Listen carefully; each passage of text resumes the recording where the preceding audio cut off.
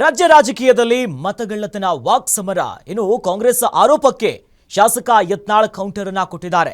ಬಾದಾಮಿಯಲ್ಲಿ ಸಿದ್ದರಾಮಯ್ಯನವರು ಈ ಮತ ಖರೀದಿ ವಿಚಾರಕ್ಕೆ ಅವರನ್ನ ಲೇವಡಿ ಮಾಡಿದ್ದಾರೆ.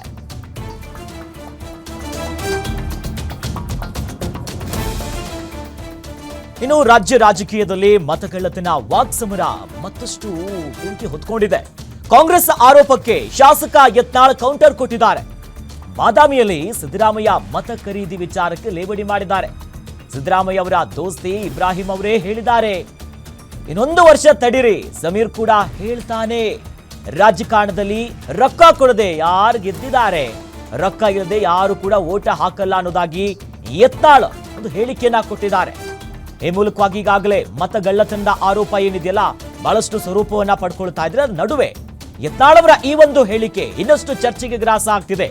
ಅದರಲ್ಲೂ ಕೂಡ ಸಿದ್ದರಾಮಯ್ಯನವರ ದೋಸ್ತಿ ಇಬ್ರಾಹಿಂ ಅವರು ಹೇಳಿದ್ದಾರೆ, ಇನ್ನೊಂದು ವರ್ಷ ತಡೀರಿ. ಜಮೀರ್ ಅವರು ಕೂಡ ಈ ಬಗ್ಗೆ ಮಾತನಾಡ್ತಾರೆ.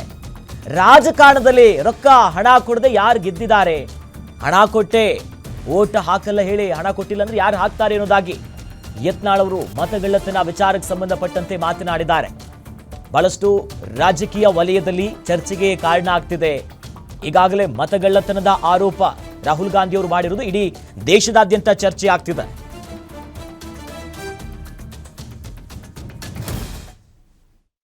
ಸಿದ್ದರಾಮಯ್ಯ ಅವ್ರ ದೋಸ್ತನ ಹೇಳ್ಯಾನಿಲ್ರಿ, ಇನ್ನೊಂದ್ ಸ್ವಲ್ಪ ದಿವಸ ನಿಂದ್ರಿ, ಇನ್ನೊಂದ್ ವರ್ಷ 2 ವರ್ಷ ಜಮೀರ್ ಅಹ್ಮದ್ ಖಾನ್ ಹೇಳ್ತಾನ.